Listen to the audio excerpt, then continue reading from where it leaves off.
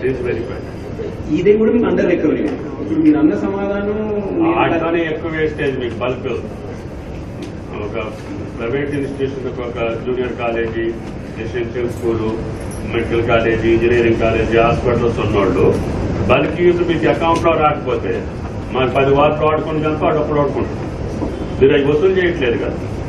ఏమున్నాయో ఏంటో మొత్తం ఇన్స్టిట్యూషన్స్ ఎన్ని, హాస్పిటల్స్ ఎన్ని, కాలేజీలు ఎన్ని, స్కూల్స్ ఎన్ని, ఎవళ్ళు ఎక్కడ వాడుకుంటున్నారు, వాళ్ళకి బిల్లు ఉందా లేదా, పే చేస్తున్నారా లేదా, ఆ కన్సల్ట్ డిపార్ట్మెంట్ కరెక్ట్గా ఉండాలి.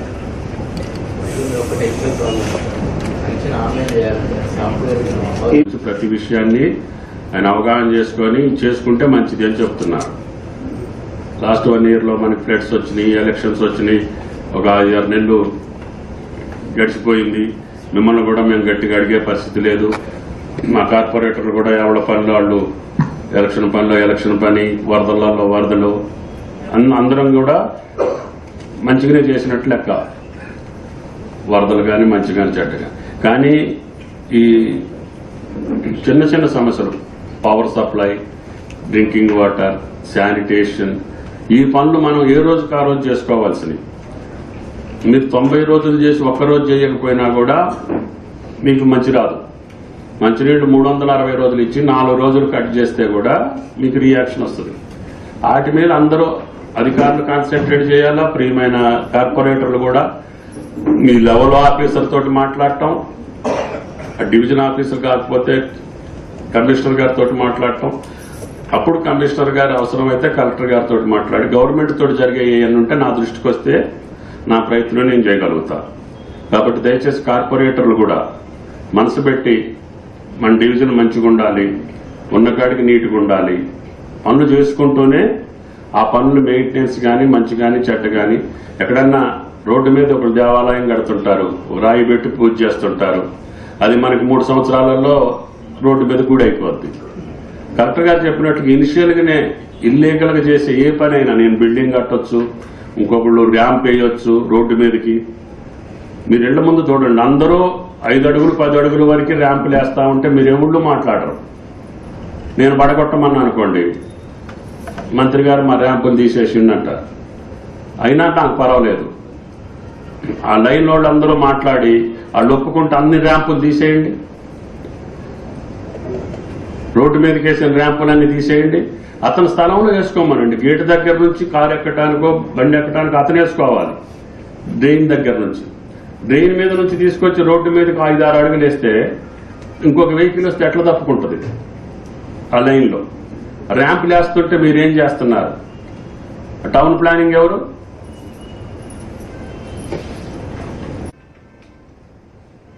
మీ కింద ఎంతమంది ఉంటారు?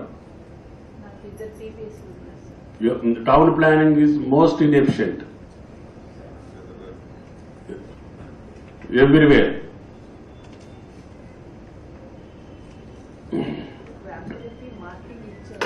ఇవ్వటం కాదమ్మా, డోజర్ తీసుకెళ్లి కొట్టేయి, ఒక లైన్ కొట్టేయి ముందు. పబ్లిక్ అడుగుతున్నారు నన్ను, ఏందండి అన్ని ర్యాంపులు ఉంటే మేము ఎడుగు పోవాలి, ఎట్లా పోవాలని. మా కార్పొరేటర్ తోటి మాట్లాడి కొట్టాలా వద్దా, ఆ పబ్లిక్ ని కన్వీన్స్ చేసి కొట్టేయండి.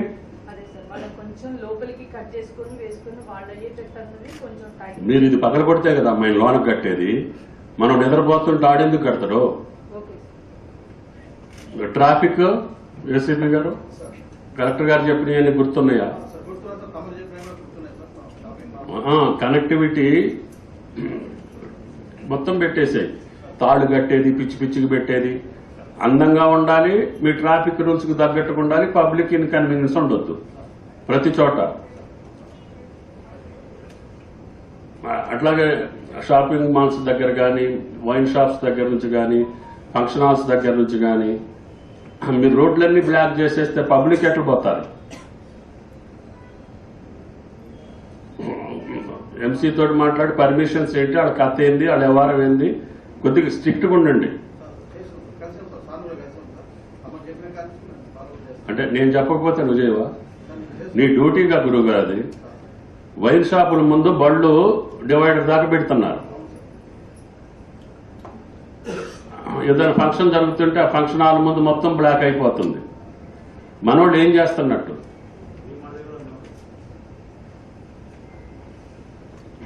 ఎక్సైజ్ ఏదన్నా ఉంటే కమిషనర్ గారితో కోఆర్డినేట్ చేసుకోండి.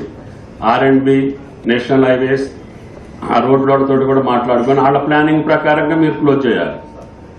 ట్రాఫిక్ దృష్టిలో పెట్టుకొని NH అయితే ఎట్లా, మున్సిపల్ రోడ్ అయితే ఎట్లా, R&B రోడ్ అయితే ఎట్లా, ఎక్కడెక్కడ ఇది బ్రేకింగ్ ఉండాలి, ఎక్కడెక్కడ వేకెంట్ ఉండాలి, అది మీరు చూసుకొని దాని ప్రకారంగా అందంగా పెట్టండి. అయ్యి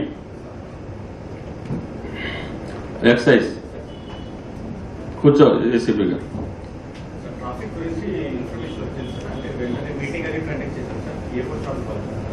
మీరు కూడా మీకు ఆదాయం వస్తుంది, అక్కడ మీరు కూడా చూసి ఇద్దరు కోఆర్డినేట్ చేయాలి కదా. మాకు డబ్బులు వస్తున్నాయని మీరు వదిలేస్తే ప్రజలకు ఇబ్బంది అవుతుంది కదా. మిగతాది గంజాయి అటువంటి సీరియస్గా ఉండాలి. స్కూల్స్, కాలేజీలు ఏం జరుగుతుంది? మీరు ఇంతవరకు యాక్షన్ తీసుకున్నట్టు 1 yearలో నాకు ఏ స్కూల్ మీద ఏ దేని మీద అసలు గంజాయి ఖమ్మం రావట్లేదా? కేసులు పెట్టడం కాదు, ఏం కేసులు పెట్టారు అమ్మా?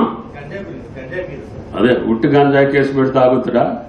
పీడీ పెట్టుకునే అవకాశం ఉందిగా మీకు. Why are not? కాదు, సప్లై చేసేవాడు ఒకడు ఉంటాడు, ఇక్కడ రిటైల్ ఒకడు ఉంటాడు, హోల్సేల్ ఒకడు ఉంటాడు. దానికి ఒక చైన్ సిస్టమ్ ఉంటుంది. దానికి బాస్ నేనుంటా.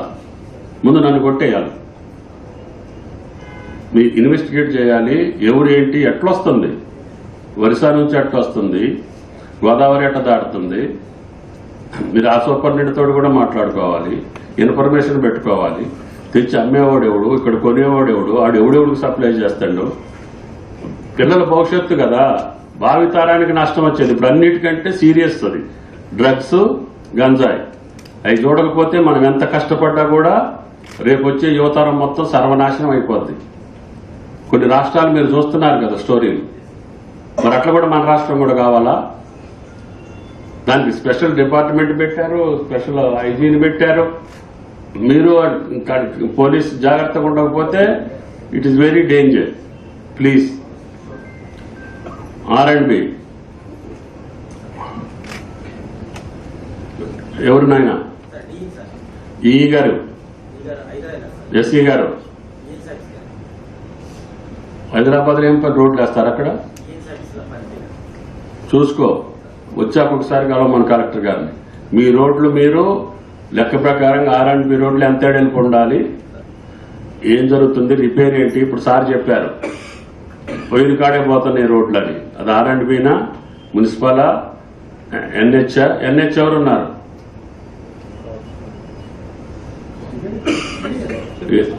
NH ఎవరు? దివ్య NH AI. Who is NH? అతను ఎవరో నోట్ చేసుకోండి, ఎక్స్ప్లెనేషన్ అడగండి. మీరు కూడా అమ్మ, మీ రోడ్డు టౌన్లో ఉందా? అది కూడా చూసి మీ యొక్క రూల్స్ ప్రకారంగా ఎక్కడ ఎంత ఎడల్పు ఉండాలి, ఎవడన్నా ఆక్యుపై చేసి ఉంటే వాటిని నీటి కలెక్టర్ గారు చెప్పిన ప్రొసీజర్లో local police, local traffic, local municipal అధికారులు, లోకల్ కార్పొరేటర్స్ తోటి సమన్వయం చేసుకొని వీ హ్యావ్ టు క్లియర్. అది ఎగ్జిట్ పని మొదలు పెట్టారా? ఫ్లైఓవర్ది కూడా రైల్వే మినిస్టర్కి చెప్పాము, స్టాండింగ్ కమిటీకి చెప్పాము. ఎప్పుడు లక్నోలో ఉంటుంది ఆ టీము. వాళ్ళు వచ్చారా రాలేదా? ఫీజిబిలిటీ రిపోర్ట్ ఇచ్చేవాళ్ళు. నాకు as early as possible Damsalapuram flyover అయితేనే రాజమహేంద్రకి రోడ్డు అయిపోద్ది. మీరు బ్రిడ్జ్ ఫ్లైఓవర్ కట్టక ముందే నేను రోడ్డు కంప్లీట్ చేపిస్తా. అందరితోటి మాట్లాడాను. వాళ్ళకి మీరు చెప్పిన NTPC ప్రాబ్లం కూడా నేను క్లియర్ చేశాను సీఎం ఆఫీస్కి చెప్పి. నాకు ఎట్టి పరిస్థితుల్లో వర్షాకాలానికంటే ముందు Khammam to Rajahmundry road clear అవ్వాలి. Same time you complete this flyover Dhamsalapuram as well as exit.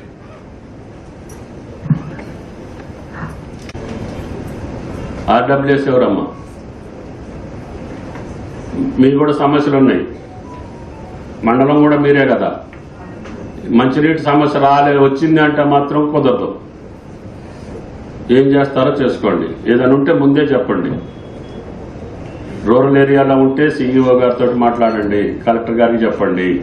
మీటింగ్లోకి వచ్చాక ఆ ప్రాబ్లం ఉంది, ఈ ప్రాబ్లం ఉందని చెప్పొద్దు. ఏ రోజుకి ఆ రోజు సమస్య ఉంటే ఎమ్మటే మీ కన్సర్న్ అథారిటీకి చెప్పండి. అది చేయలేకపోతే కలెక్టర్ గారి దృష్టికి తీసుకురండి.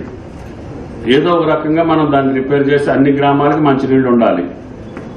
ఈ టౌన్లో ఎవరు మీరు చూసేది? అమ్మా, బల్క్ వరకే మీ బాధ్యత, డిస్ట్రిబ్యూషన్ ఏడ బాధ్యత. కమిషనర్ గారిని కలవమని రాగానే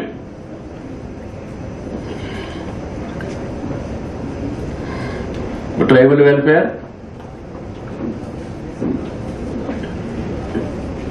ఈ గారండి, మీ ఖమ్మం టౌన్లో కానీ కాన్స్టిట్యున్సీలో మీ హాస్టల్స్, మీ స్కూల్స్ ఏమున్నాయి?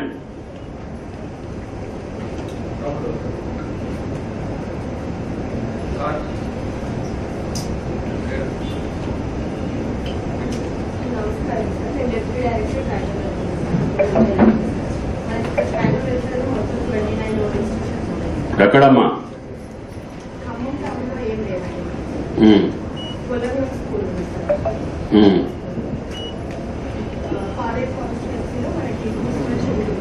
ఖమ్మంలో శాంక్షన్ అయినట్టు అకామిడేషన్ కోసం పక్కన పెట్టాం కదా కొన్ని గురు ట్రైబల్స్.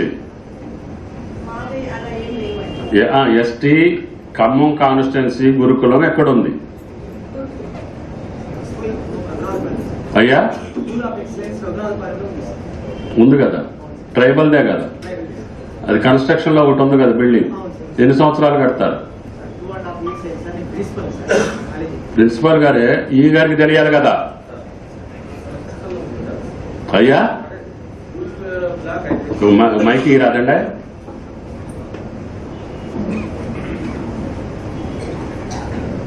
కాదు, ఏమీ లేవంటారు ఒకళ్ళు, కన్స్ట్రక్షన్ లో ఉందంటారు కొంతమంది.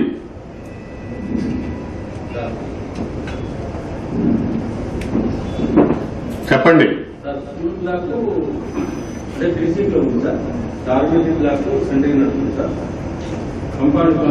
అది కంప్లీషన్ చేయాల్సిన పీరియడ్ ఎప్పుడండి? మరి అయిపోతే బిల్డింగ్ కూడా అయిపోవాలి కదా.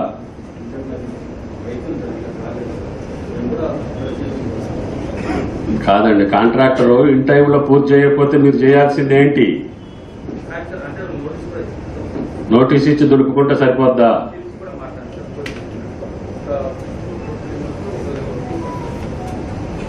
ఇంకా ట్రైబల్ వెల్ఫేర్ కి సంబంధించి ఏమున్నాయి తల్లి ఈ కాన్స్టిట్యున్సీలో? రఘునాథపాలెం మండలం కావచ్చు, ఖమ్మం కావచ్చు, మీ ఇన్స్టిట్యూషన్స్ కానీ మీ ట్రైబల్ డిపార్ట్మెంట్ కి సంబంధించి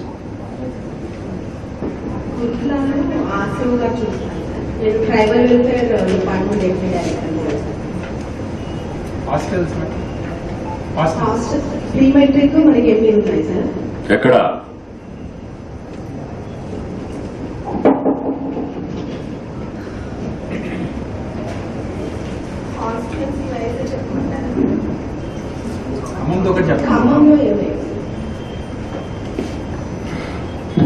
ఇక తొందరగా కంప్లీట్ చేయించండి. ఆర్డీఓ గారు ఉన్నారు, ఇప్పుడు చాలాసార్లు చెప్పాను రెవెన్యూకి సంబంధించి. మళ్ళీ ఒకసారి అప్డేట్ చేయండి శ్రీనివాసరెడ్డి గారు. మీరు కూడా రీసెంట్గా వచ్చారు కాబట్టి ఖమ్మంలో పబ్లిక్ ప్లేసులు, ఎన్ఎస్పి, వక్ఫ్, గవర్నమెంట్ ల్యాండ్స్ మొత్తం ఐడెంటిఫై చేసి పెట్టుకోవటం ఒకటి. అనాథరైజ్డ్ ఆక్యుపేషన్ కానీ ఇల్లీగల్గా ఇంకేదన్నా ఉంటే కానీ, లేకపోతే తప్పుడు 58, 59లో అన్ఎలిజిబుల్ ఎవరికన్నా మీరు పట్టాలు చేస్తే కానీ అవన్నీ ఒకసారి వర్కౌట్ చేయాలి. టౌన్లో కూడా 58, 59 కింద ఇచ్చినాయి రీజనబుల్ ప్లేస్లో ఇచ్చారా? వాళ్ళకి మళ్ళీ ఇప్పుడు మనం ఒక ఇల్లు ఇస్తే రేపు ఆ కెనాల్ కావచ్చు, నాలా కావచ్చు, రోడ్డు కావచ్చు, మళ్ళీ అవి అబ్స్ట్రక్షన్ అవుతాయా? అవి రీజనబుల్ అయితే ఉంచటం, లేకపోతే క్యాన్సిల్ చేసి వాళ్ళకి పట్టాలు వేరే చోట ఇచ్చి ఇల్లు కట్టియాలి. మొన్న ఎవరన్నా ఇవ్వకూడని ప్లేస్లో 58, 59 ఇచ్చుంటే నరసింహరావు మీ వాళ్ళతో ఇన్స్పెక్ట్ చేయించి కలెక్టర్ గారి దగ్గర పర్మిషన్ తీసుకొని వాళ్ళకి మళ్ళీ న్యాయం చేయండి. ఆ రోడ్డు మీద ఇచ్చేసామనుకోండి పట్టాలు నా ఓట్ల కోసం, రేపు అక్కడ ఏదైనా వాళ్ళు పద్ధతి ప్రకారం మీరు ఇల్లు శాంక్షన్ చేస్తే రోడ్ల మీదనే ఇల్లు వస్తాయి. అప్పుడేంటి, నాకు ఆ మార్కెట్ చుట్టూ ఒక రోడ్లు అట్ట కనపడుతుంది. అటువంటి రోడ్లు అన్నీ అది 80 ఫీట్కి ఉందా, 60 ఫీట్కి ఉందా, ఒకడు ఆక్యుపై చేసి పేదవాళ్ళు అయితే వాళ్ళకి ఆల్టర్నేటివ్ చేసిన తర్వాత మీరు వర్కౌట్ చేయండి. కరెక్ట్ రిపోర్ట్ కావాలి. మళ్ళీ అక్కడే అవసిస్తే రేపు ప్రజలకు ఇబ్బంది, వాళ్ళకి ఇబ్బంది. రెవెన్యూదే పెద్ద పని ఉంది ఖమ్మం మున్సిపాలిటీలో. మీరు కరెక్ట్ చేస్తే వాళ్ళకి కష్టాలు రాకుండా ఉంటాయి. ప్లీజ్. ఇరిగేషన్ గతంలో ఉన్నటువంటి అలుగులు, అది కానాపురమా, బల్లేపల్లి, లకారమా, దౌసలాపురమా, ఆ నీళ్లు గతంలో ఎట్లా పోయేవి? కమిషనర్ గారి దగ్గర టెక్నాలజీ ఉంది, సెటిలైట్ ఇమేజ్ తీసుకోండి. వాటిని మళ్ళీ ఇప్పుడు అమృత్లో అది చెయ్యాలంటే దానికి సరిపోని చేసుకుంటేనే సుమారు 280 కోట్లు దానికి మనం ఖర్చు పెట్టాలి. ఖర్చు పెట్టిన తర్వాత మళ్ళీ మనకి ఇబ్బంది రావద్దు. మీరు టెక్నాలజీ వాడండి, కన్విన్స్ చేయండి. కిందికి మీది కరెక్ట్గా ఉంటేనే వర్క్ మొదలుపెట్టి చేయాలి. మళ్ళీ ఫ్లడ్ వచ్చినప్పుడు మనకి ఆ ప్రాబ్లం రాకుండా చూసుకోవాలి. అట్లాగే ఎన్ఎస్పి ఎవరు, ఎన్ఎస్పి ల్యాండ్స్ ఎంత ఉన్నాయి, ఎన్ఓసీలు ఎంతమందికి ఇచ్చారు, ఎట్లా ఇచ్చారు, వాళ్ళు అరువులా కాదా, ఆ ల్యాండ్ ఇంకా మిగిలింది ఎంత ఉంది, ఎలాగ విత్ కెనాల్ ఎంత ఉంది, క్వార్టర్స్ లో ఎంత ఉంది. నాట్ ఓన్లీ ఖమ్మం, వైరా, కల్లూరు, తల్లాడ, ఎక్కడైతే గతంలో కన్స్ట్రక్షన్ అప్పుడు ఎన్ఎస్పి ల్యాండ్స్ ఉన్నాయో ఆ ల్యాండ్స్ రికార్డ్స్ మొత్తం మీ దగ్గర నుంచి రెవెన్యూ కూడా తీసుకుని కలెక్టర్ గారికి పెట్టాలి. అది గవర్నమెంట్ పర్పస్ కు ఉపయోగపడే ఉంటే చేసుకుంటాం, లేకపోతే ఎట్లా చేయాలో అట్లా చేద్దాం.